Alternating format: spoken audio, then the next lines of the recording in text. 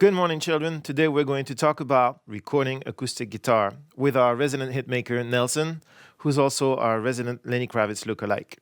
We're going to do two things. First, we're going to try a bunch of placements with the same microphone and try and find the best possible placement for this guitar. And then, at that placement, we'll try different microphones to see just how important the microphone is. So, how hard can it be? One guitar, one microphone. Well, it's actually kind of hard because the whole design of the instrument, having this big case and a smaller hole, is designed to project the sound of the instrument out. So I see a lot of people do this, which, instinctively makes a lot of sense. That's where the sound is, right? So, Nelson, please.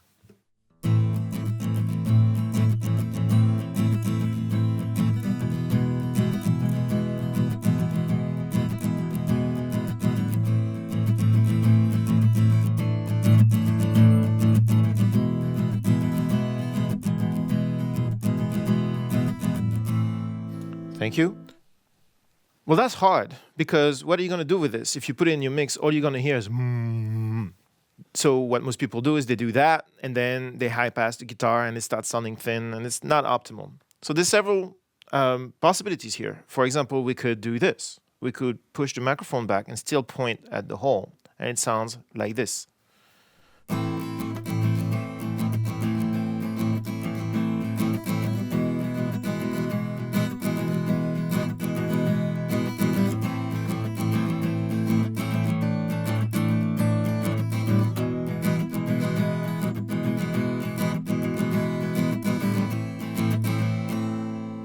Okay, well, that's better, but it's not very focused and you get more of the room. So if your room's not good, this is gonna not be good.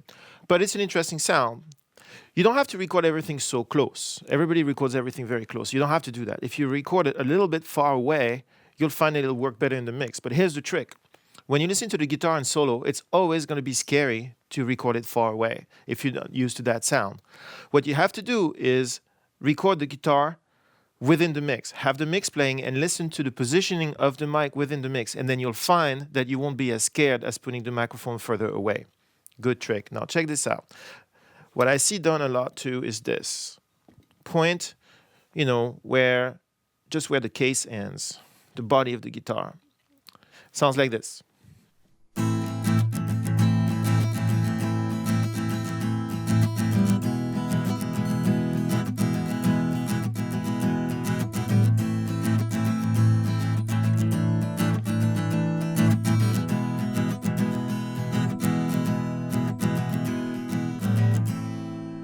So obviously it's brighter, which is useful if that's what you're looking for, but I still hear some weird resonance coming from the hole over there.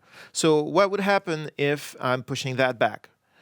Going to the same position as we were, far away from the hole, but put it in front of the neck. And it sounds like this.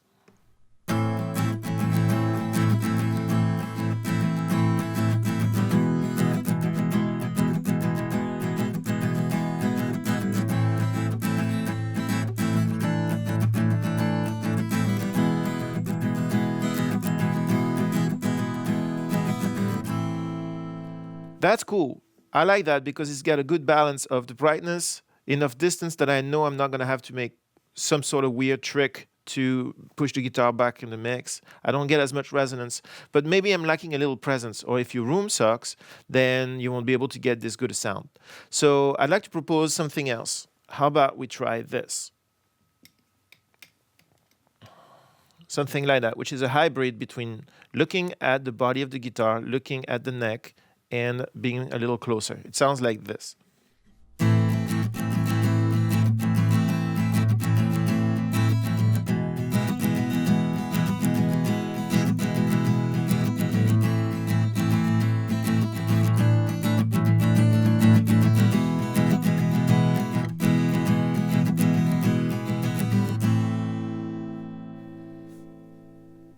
And that's super useful for me for something when you need more presence on the guitar. Maybe the guitar is the only instrument in the middle of your mix and you need something really in your face. This is good because it limits the amount of boom from the bottom, and then it gives you the twang from the pick and from the strings, but you don't get weird resonances or a lot less of them.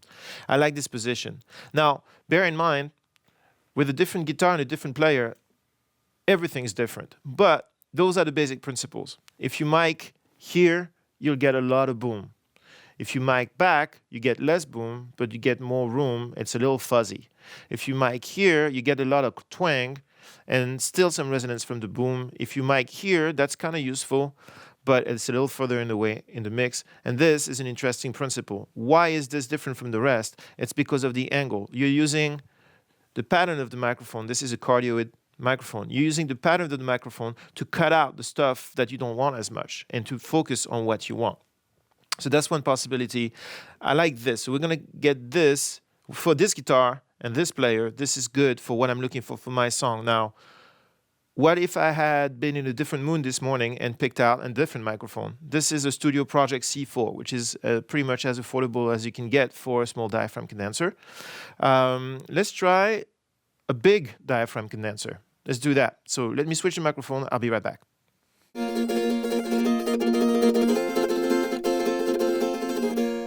So this is a large diaphragm condenser as opposed to the small diaphragm condenser we had before. This is an IFET 47 by Sound Deluxe, no longer made.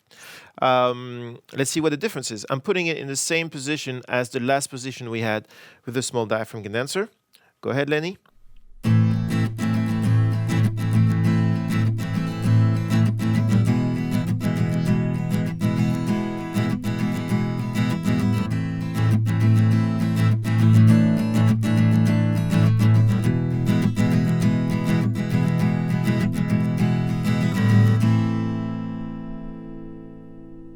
So obviously it's a lot smoother. It's not as bright and peaky. It's also boomier and maybe not as usable depending on the kind of music you want to do. Maybe we should try it on the sound hole to see what it does there. Here we go. Go ahead.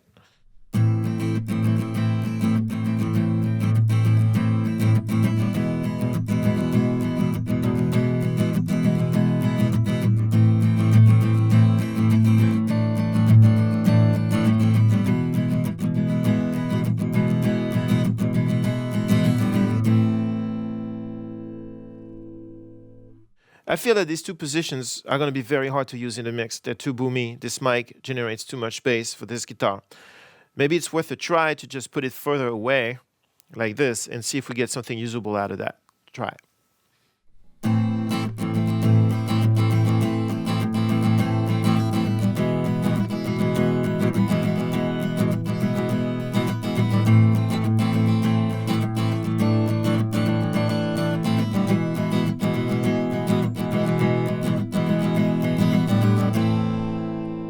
That's not bad for like a more like distant sound, maybe a comping sound way in the back, or maybe two in stereo in the back. But it's not a featured, for me, it's not a featured sound unless I start EQing it. And I'd rather find a sound with a microphone rather than with an EQ. So why don't we try a third microphone, like for example, a run-of-the-mill $80 Shure 57. Let's try that.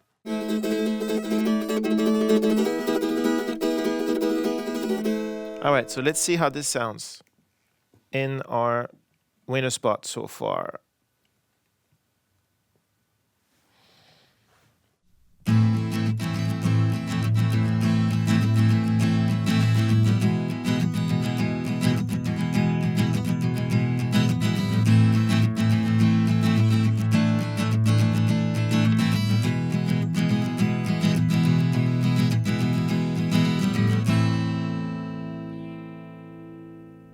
So that's definitely more lo-fi. You don't get as much detail, which could be a problem or a good thing, because since you get less detail, you hear less of the problems too. You don't hear as much twang, and everything is kind of like blurred over, which is, it could be very useful. Let's try this here, a little further out, and check it out. This may be interesting.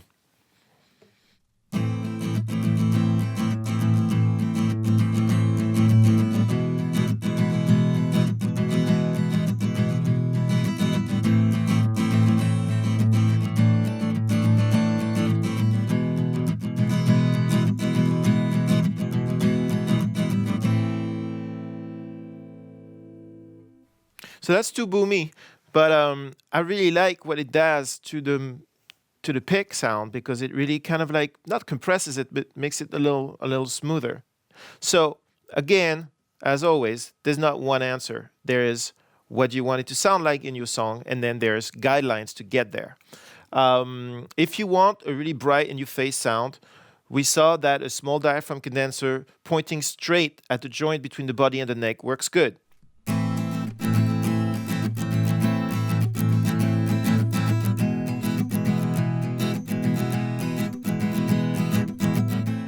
If you want something a little smoother, maybe a large diaphragm condenser with that angled position a little bit away from the joint of the body and the neck, that works good.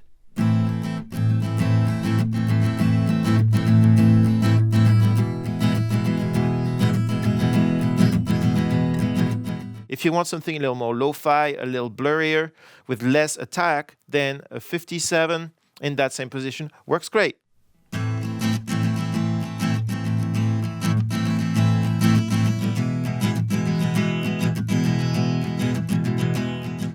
It depends on the song, it depends on your guitar, it depends on your player, it depends on what you had for breakfast that morning.